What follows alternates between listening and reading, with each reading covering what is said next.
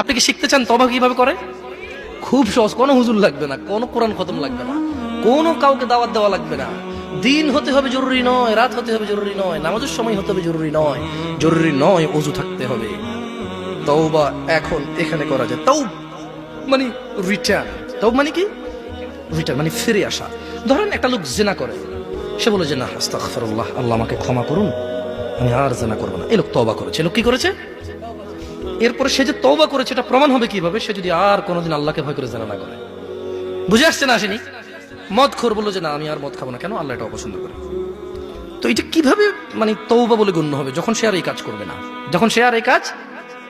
তো শোনো, তোমার রব তোমাকে বলছে ইল্লা মান তাব, তবে যে তওবা করে, ওয়া আমানা ওয়া আমিলা সলিহা, অপরাধ থেকে ফিরে এসে ভালো কাজ কর্ম করে, ফাউলাইকা ইউবাদদিরুল্লাহ, ইয়া আল্লাহ লা ইলাহা ইল্লা আনতা, লা ইলাহা ইল্লাল্লাহ। দেখেন কি রব পেয়েছেন, বেদুয়ার মহিলার পুরুষ। কোরআনটা পড়ো, দেখো কি পেয়েছো, কার থেকে দূরে। মা গাররাকা বিরাব্বিকাল কারীম ইয়া নাস, কিসে তোমার এত দয়ালু রব থেকে তোমাকে দূরে রেখেছে? কি তোমার রবের দয়া দেখবে? বলছেন যে ফাউলাইকা ইউবাদদিলুল্লাহু সাইয়্যাতিহিম হাসানাত, বলছেন যে আল্লাহ তোমার অপরাধকে নেকিতে পরিবর্তন করে দেবে।